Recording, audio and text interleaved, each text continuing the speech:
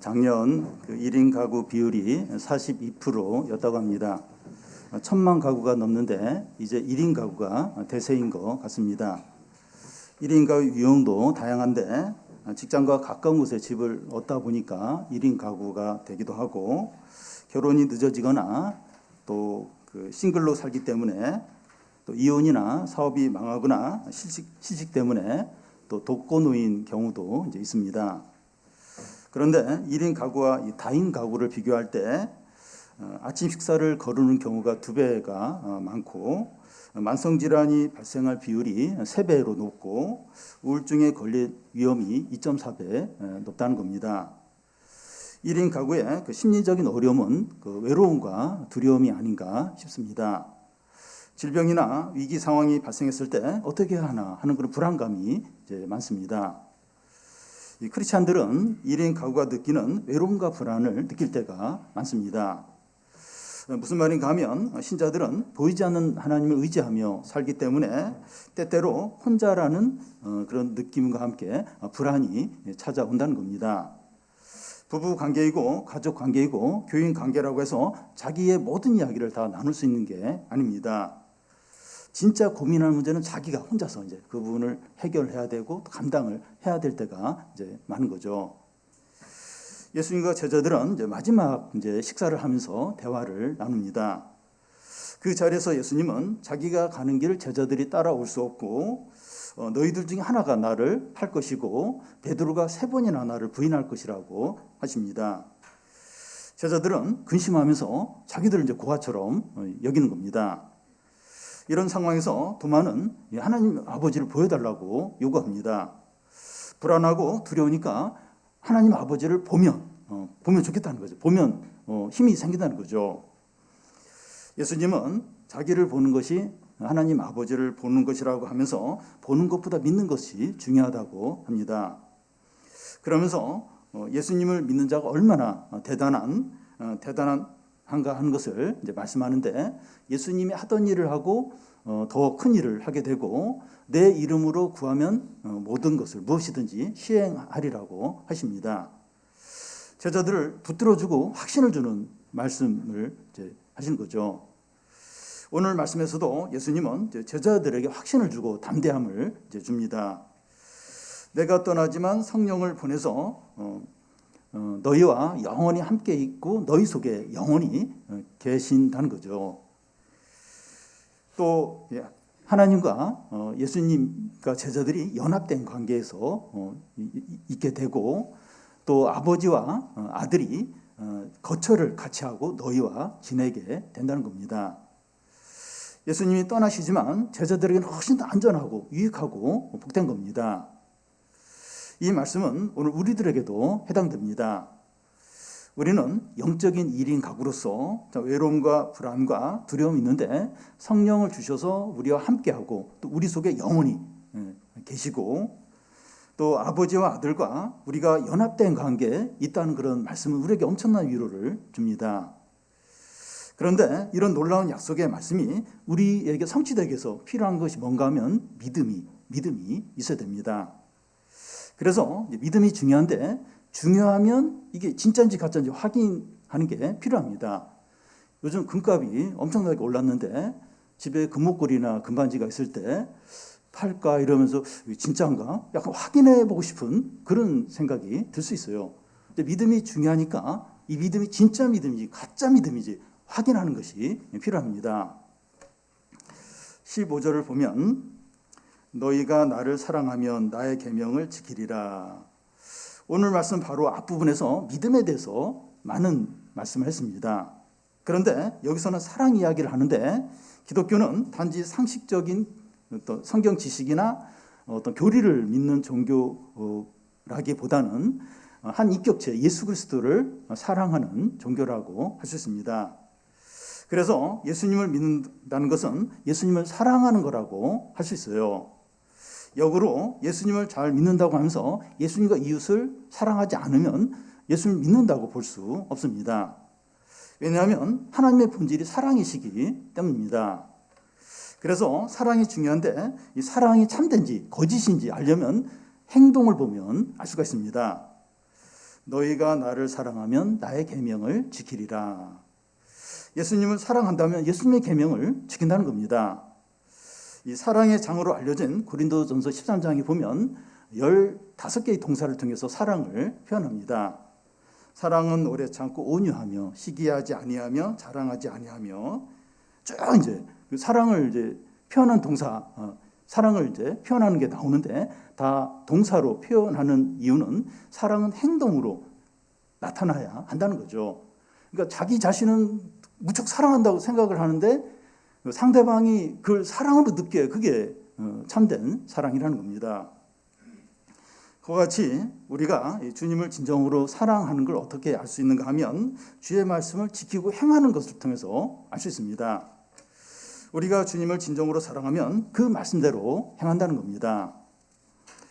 부부가 진정으로 사랑한다면 부부가 서로 싫어하는 것을 하지 않고 좋아하는 것을 하는 게 이제 참된 사랑입니다. 예를 들어서 남편이 주식을 하다 몇 번 이제 큰 돈을 잃어버리면 아내가 이제 하지 말라고 하면 하지 않는 게 이제 그게 참된 이제 사랑인 거죠. 부모와 자녀 관계에서도 자녀가 좋아하는 것이면 부모가 이제 하기 싫더라도 하는 게 그게 참된 사랑입니다. 예를 들어서 이 자녀는 밥 먹을 때 부모가 성적이나 이제 공부 얘기하는 걸 자녀 너무 싫어해요. 그러면 부모는 다른 때 이야기하든지 그런 이야기를 덜 하는 게 이게 참된 사랑이라는 겁니다.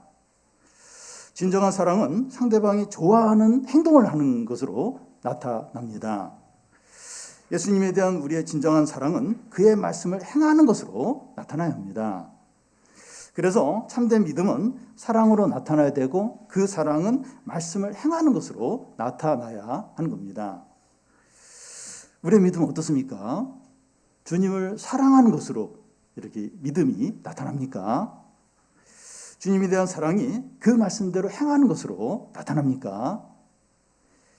참된 믿음을 갖는 것이 너무나 중요해요. 왜냐하면 참된 믿음을 가질 때 엄청나게 크고 좋은 선물이 주어지기 때문입니다. 어떤 선물입니까? 16절에서 18절까지 한 절씩 교독하겠습니다. 내가 아버지께 구하겠으니 그가 또 다른 보혜사를 너희에게 주사 영원토록 너희와 함께 있게 하리니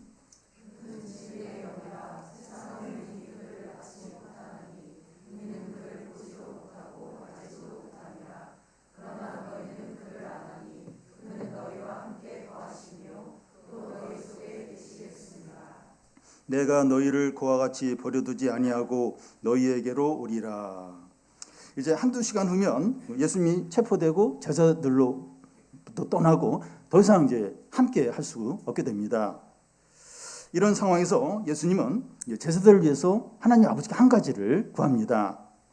그 한 가지는 제자들에게 가장 중요하고 가장 필요하고 가장 어떤 유익한 것을 구하게 되죠. 그러니까 딱 한 가지를 구해요. 제자들을 위해서. 그러면 그건 가장 중요한 거죠. 가장 필요한 겁니다. 그것이 무엇입니까? 또 다른 보혜사입니다. 이 보혜사라는 말은 우리가 이제 잘 쓰지 않는 말인데 영어로 하면 뭐 헬퍼, 카운셀러, 뭐 변호인, 중보자 이런 뜻입니다. 또 다른 보혜사라고 하니까 보혜사가 한 분 더 있다는 거죠. 예수님이 또 다른 이제 보혜사입니다. 보혜사 예수님이 하나님께 또 다른 보혜사를 구하는데 그분이 이제 성령입니다. 그런데 이제 보혜사가 헬퍼고 카운셀러이고 또 뭐 변호인 뭐 이러니까 별로 이제 중요한 분이 아닐 것 같아요. 절대 그렇지 않습니다. 예수님은 하나님 아버지와 비교할 때 능력과 영광과 지혜에 있어서 동등한 하나님이세요. 성령도 하나님 아버지와 예수님과 비교할 때 지혜와 능력과 영광에서 똑같은 동일한 하나님이십니다. 그래서 성령은 뭐 물질 이런 어떤 그런 존재가 아니라 인격체이신 하나님이십니다. 그런데 세상은 성령을 능히 받지도 못하고 보지도 못하고 알지도 못한다는 거예요. 여기서 세상은 이제 그 예수님을 믿지 않는 사람들을 가리키는데 사도행전에 보면 그 제자들이 막 성령 충만해서 방언하고 막 하나님 말씀을 전하니까 술 취해가지고 저 사람이 술 취해서 그렇다고. 그러니까 성령의 일을 모르는 거예요. 그러니까 세상 사람들은 귀신을 알아요. 그리고 귀신의 존재도 인정하지만 성령은 모르고 성령의 존재는 인정하지 않습니다. 그러나 너희는 그를 아나니 하는데 신자는 성령을 안다는 거예요. 성령이 너희와 함께 거하시고 또 너희 속에 계시기 때문입니다. 성령은 교회와 신자들의 모임 가운데 계시고 믿는 자 마음속에 영원히 계십니다. 이 그리스도인이라고 하는데 자기 안에 성령이 없으면 그리스도인이 아니에요. 그리스도인이라고 하는데 그 사람 안에 성령이 없어요. 그러면 그리스도인이 아닙니다. 그런데 우리는 예배를 드리거나 소모임을 할 때 이 성령이 함께 하시거나 자신 안에 성령이 계시다는 것을 의식을 합니까? 믿지 않는 사람들처럼 성령을 모르고 또 이렇게 성령을 의식하지 않으면서 지내고 있지는 않습니까? 우리가 신자임에도 불구하고 성령을 의식하지 않고 지내기가 쉬운 이유가 성령이 안 보여요. 그리고 성령이 너무 겸손하기 때문입니다. 이 성령은 진리형이기 때문에 우리가 죄를 짓거나 욕심으로 행하거나 지나치게 분노하거나 교만할 때 성령이 막 복통을 일으키게 한다거나 또 너무나 막 열이 나게 이렇게 하면 막 성령 두렵다 이러면서 막 성령을 의식을 할 거예요. 근데 그렇게 하지 않으세요. 그렇게 하지 않으십니다. 외적으로 어려움은 없지만 이렇게 기쁨이 없고 또 평안이 없고 능력이 안 생기게 그렇게 하는 겁니다. 그러니까 뭐 어려움이 없고 일은 잘 돼 있어요. 근데 기쁨이 없어, 기쁨이. 평안하지 않는 거예요.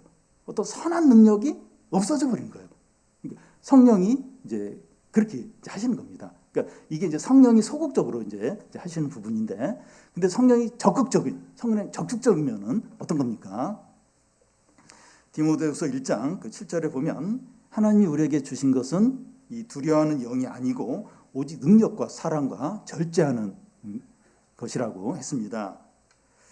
하나님이 우리에게 주시는 성령은 능력과 사랑과 절제의 영이라는 거예요. 이 성경의 이러한 특징은 이 사도행전에 나오는 제자들에게서 그 모습을 잘 볼 수 있습니다. 제자들이 오순절날 성령이 임하기 전과 후가 완전히 다른데, 성령이 그들에게 임하기 전에는 막 의심하고 두려움 가운데 있었지만 성령이 임한 후에는 확신과 담대함으로 행하는 겁니다. 예수님을 재판에서 십자가에서 넘기게 한 대제사장과 서기관들 앞에서 하나님의 말씀보다 사람의 말을 듣는 것이 합당한지 생각해봐라 이렇게 하는 거예요. 왜냐하면 대제사장과 서기관들이 더 이상 예수를 전하지 말라고 위협을 하니까 사람의 말을 듣는 것보다 하나님의 말씀을 듣는 게 합당하지 않느냐 이러면서 막 아주 당당하게 말하는 겁니다. 성령은 진리와 능력과 사랑의 영이기 때문에 진리를 전하는데 능력 있게 하고 사랑으로 행하게 합니다. 이런 성령이 우리가 예배하고 모일 때 함께하고 우리 속에 영원히 있습니다. 우리가 이렇게 예배 드리는데 여기에 성령이 함께 하시는 거예요. 또 믿는 우리 안에 이 성령이 계시는 겁니다.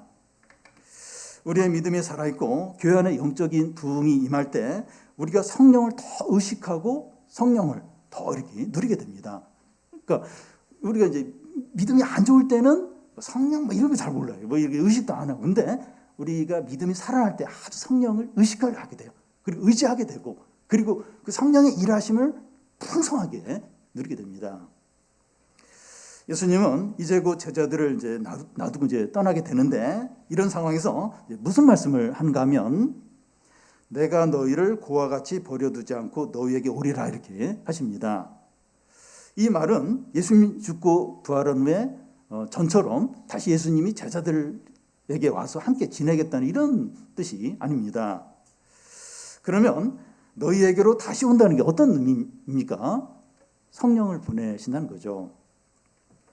성령을 예수의 영이라고 하는데, 예수님은 성령으로 제자들에게 다시 오셔서 함께 지내신다는 겁니다. 그래서 예수님이 떠나는 것은 그들에게 손해가 아니라 유익이에요. 예수님과 똑같은 능력과 지혜와 영광이 똑같은 성령 하나님이 그들과 함께하고 그들 안에서 영원히 있는 거예요. 그래서 예수님이 계속 육신적으로 제자들과 함께 있는 것보다 예수님이 떠나고 성령이 오시는 게 훨씬 더 유익이고 좋은 겁니다. 그래서 우리가 성령을 의식하고 의지하며 사는 것이 얼마나 필요하고 유익한지 모릅니다. 모든 신자 안에 성령이 계시는데, 그래서 우리가 하지 않아야 될 게 뭔가 하면 성령이 근심하도록 만드는 거, 이걸 안 해야 됩니다.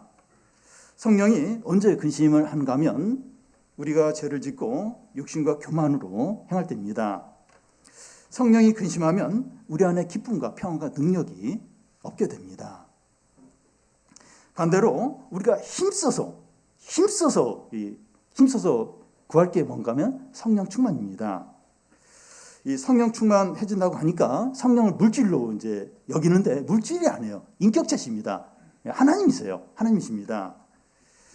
그래서 우리가 이제 성령 충만한다는 그런 의미는 성령을 경외하는 거예요.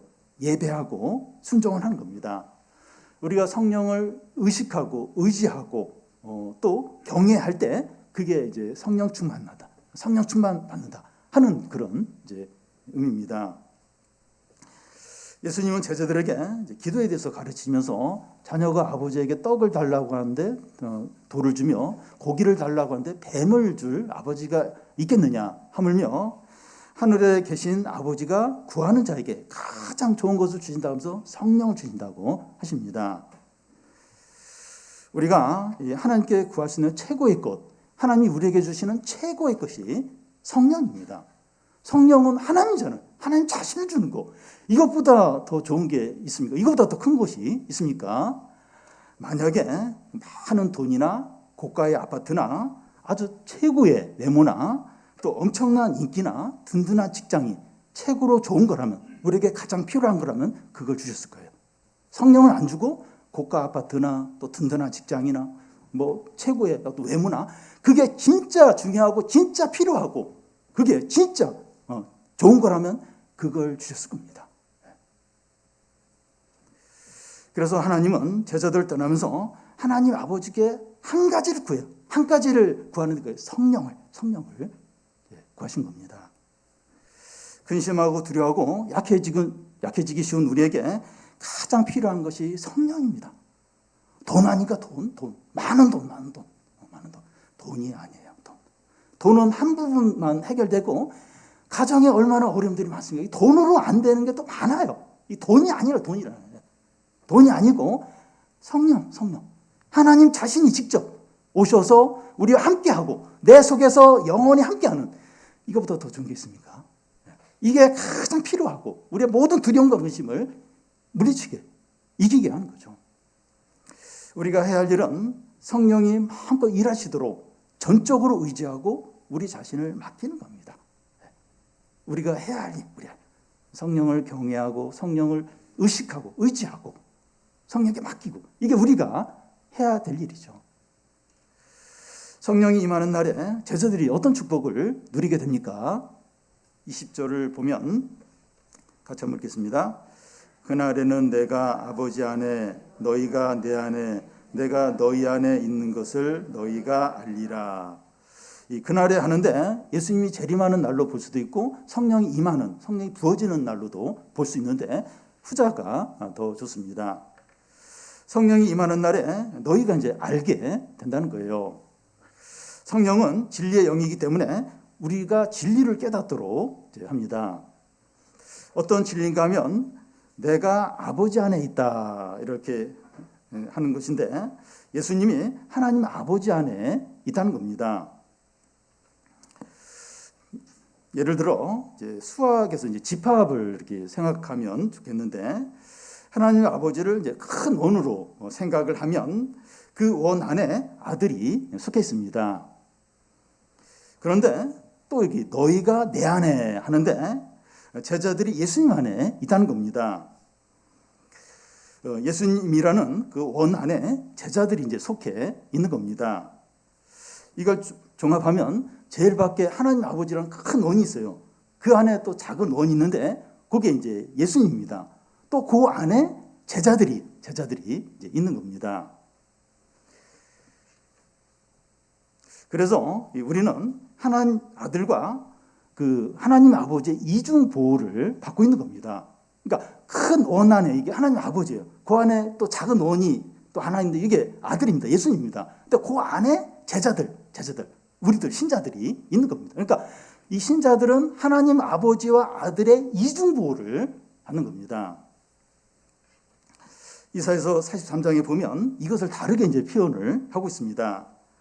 나는 너의 구원자이니 내가 내 이름을 지명하여 불렀나니 너는 나의 것이라는 겁니다.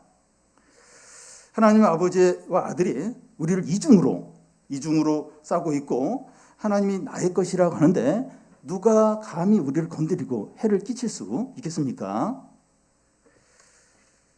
우리가 얼마나 안전하고 복되고 견고한지 모릅니다. 하나님이 내 것이다, 내 소유다. 아버지와 아들이 이중으로 감싸고 있어요. 보호하고 있어요. 누가 감히 건드리고 누가 감히 해를 주겠습니까? 얼마나 안전하고 견고합니까? 근데 우리에게 어떤 어려움과 고난이 있다면 하나님의 은혜 가운데서 받는 것이고 하나님의 어떤 선한 목적과 뜻이 있기 때문에 그 어려움을 허락을 한 것입니다.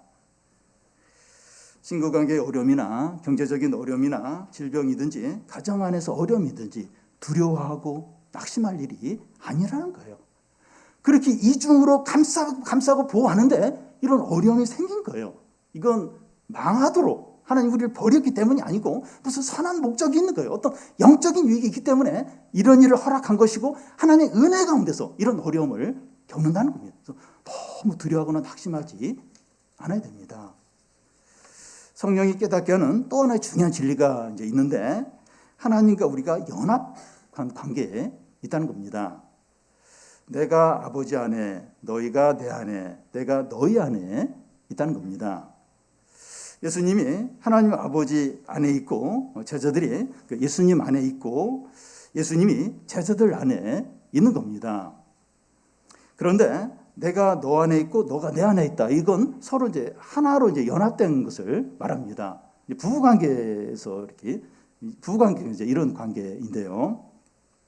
그래서 하나님 아버지와 예수님이 하나로 연합되어 있고 예수님과 우리가 연합되어 있으면 하나님과 예수님과 우리가 하나로 연합이 되어 있는 겁니다. 헷갈리십니까? 하나님 아버지와 예수님이 연합이 됐어요. 그리고 예수님과 제자들이 연합이 됐어요. 그러면 하나님 아버지와 예수님과 우리가 하나로 연합이 되어 있다고 할 수 있는 거죠. 이것이 얼마나 놀라운 일이고 감당할 수 없는 은혜인지 모릅니다. 그러니까 하나님 아버지와 예수님과 우리가 하나로 이렇게 연합이 되어 있다. 부부처럼 이렇게 연합이 되어 있다. 이게 엄청난 은혜고 얼마나 놀라운지 모릅니다. 예를 좀 들겠는데요.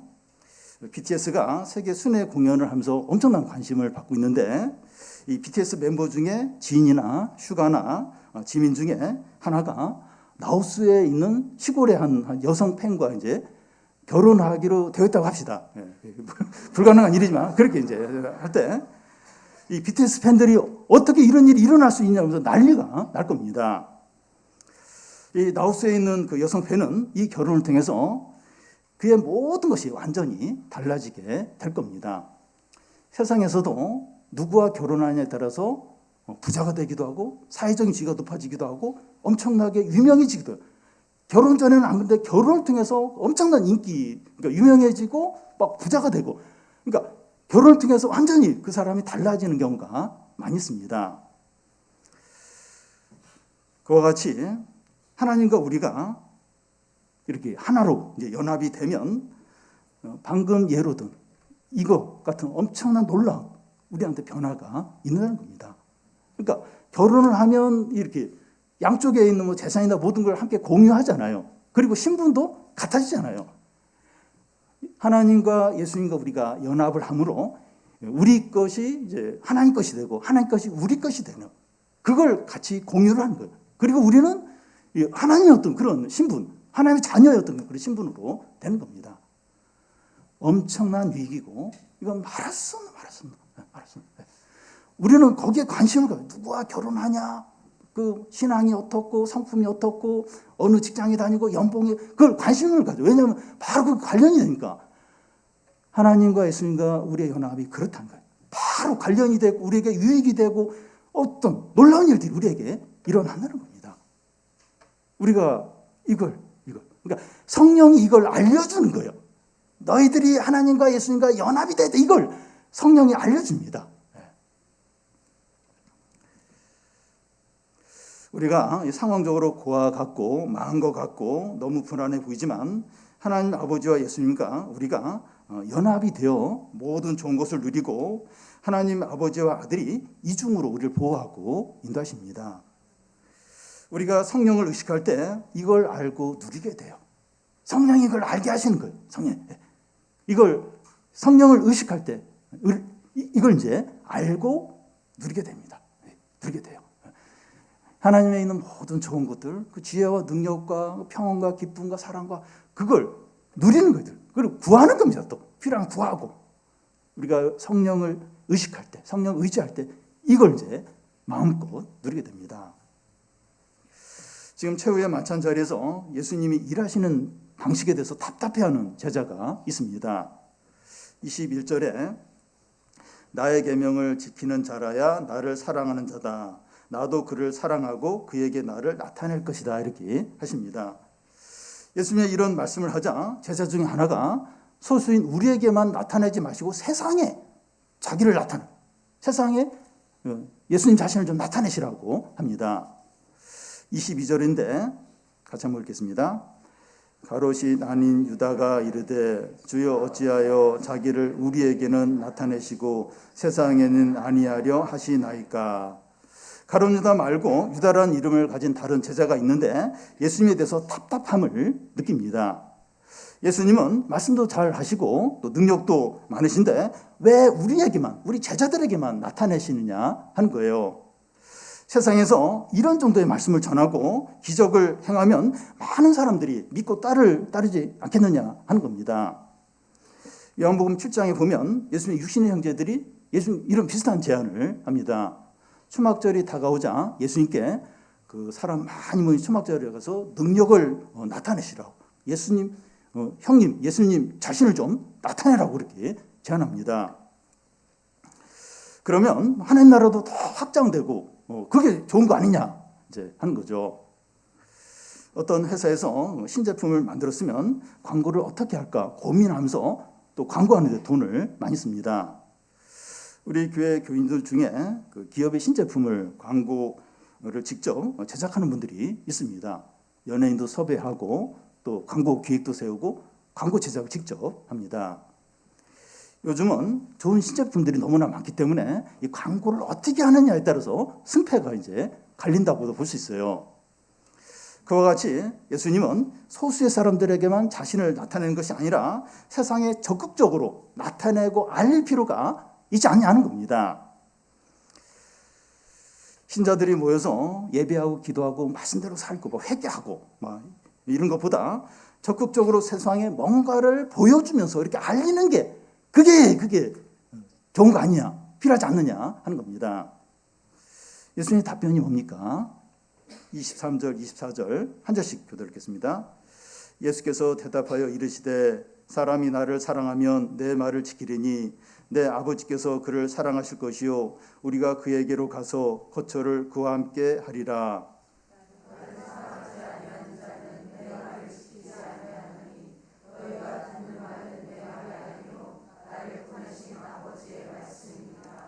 예수님의 대답은 사람이 나를 사랑하면 내 말을 지키고 나를 사랑하지 않으면 내 말을 지키지 않는다는 거예요. 예수님의 대답은 동문서답처럼 유다의 질문에 맞지 않는 그런 대답을 하신 것처럼 보입니다. 그런데 예수님은 유다의 질문에 정확하게 가장 잘 대답을 하신 겁니다. 하나님 나라는 적극적으로 광고하고 보여주는 것에 달려 있는 것이 아니라 하나님을, 예수님을 사랑하고 그의 말씀을 지키는 데 달려 있다는 겁니다. 여러분, 오늘날 이 교회가 약해지고 영적인 부흥이 일어나지 않는 이유는 교회가 봉사활동을 하지 않기 때문이 아니라 교인들이 주님을 사랑하지 않고 말씀대로 살지 않기 때문입니다. 하나님의 교회가 많습니다. 우리 교회 그 건너편에도 교회가 2개가 바로 있고 또 교회 뒤편에 보면 100m도 안 되는 거리에 교회 2개가 있고 또 조금 떨어진 곳에 큰 교회들이 여러 개가 있습니다. 그런데 제가 알기로는 교회들이 교인 수가 많지 않다 그래요. 건물에 비해서 교인 수가 많지 않고 또 교회들이 약한 것으로 알고 있습니다. 그 이유는 교회들이 외부 활동을 하지 않기 때문이 아니라 교인들이 주님을 사랑하지 않고 말씀대로 살지 않기 때문으로 보입니다. 이것은 하나님께 있는 교회들만의 문제가 아니라 한국 교회의 문제이고 우리 교회의 문제일 수 있습니다. 이것이 왜 중요합니까? 예수님을 사랑하고 말씀대로 행하는 이게 왜 중요합니까? 우리가 주님을 사랑하고 그의 말씀대로 살면 하나님 아버지께서 우리를 사랑하시고 하나님 아버지와 예수님이 우리와 거처를 함께 하신다는 겁니다. 이 거처를 함께 한다는 말은 이스라엘 백성들이 광야 40년을 돌 때 성막이 이제 이스라엘 진 가운데 있었습니다. 이스라엘 백성들 어디로 가든지 이 하나님의 성막은 항상 이스라엘 진 가운데 있었습니다. 예수님이 제자들과 3년 동안 동고동락했는데 제자들과 거처를 함께 하신 거죠. 그런데 이제 하나님 아버지와 예수님이 성령으로 제자들과 함께 거처를 함께 하신다는 겁니다. 성령이 우리와 거처를 함께 하실 때 어떤 일이 일어납니까?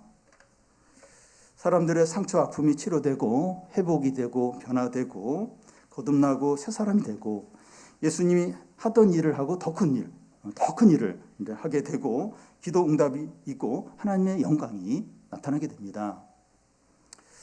우리 교회가 지난 19년 동안 우리 교회 안에서 병이 치료되고 정서적인 문제들이 좋아지고 또 사랑 관계가 회복이 되고 거듭나고 신앙이 자라고 수많은 기도응답이 있었고 아름답고 선한 일들이 많이 있었습니다.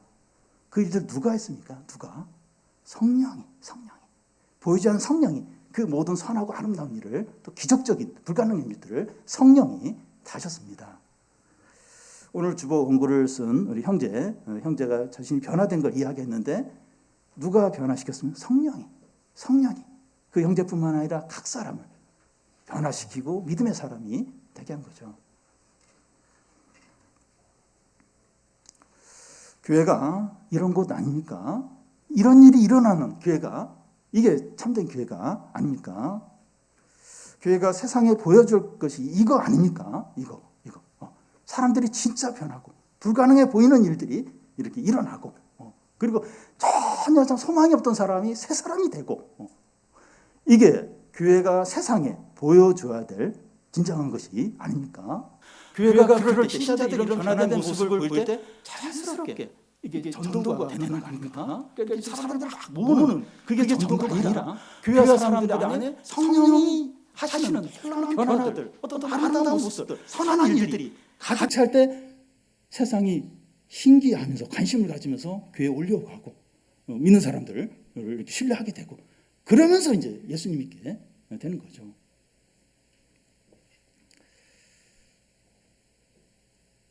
그러기 위해서 참된 믿음이 필요합니다. 참된 믿음. 이런 일이 일어나기 위해서 참된 믿음, 우리에게 필요한 게 참된 믿음입니다. 예수님을 사랑하고 그의 말씀대로 사는 이런 참된 믿음이 우리에게 있어야 되는 거죠. 우리는 예수님을 사랑합니까? 우리는 예수님을 사랑합니까? 어떤 유초동거 여자아이가 목사님에게 찾아와서 자기가 예수님을 사랑하지 못한다. 어떻게 하면 예수님을 사랑할 수 있냐고 물었습니다. 그 목사님은 여자의 눈을 바라보면서 한 주 동안에 예수님이 나를 얼마나 사랑하는지 깨닫게 해달라고 기도하라고 그렇게 말했습니다. 한 주가 지난 후에 여자아이가 밝게 웃으면서 목사님께 와서 이제 예수님을 사랑하게 되었다고 말하는 겁니다. 예수님이 나를 사랑하는지 깨달을 때 우리는 예수님을 사랑하게 되고 그의 말씀대로 행하게 됩니다. 마지막 식사 자리에서 제자들이 답답함과 불안함과 두려움 가운데 있습니다.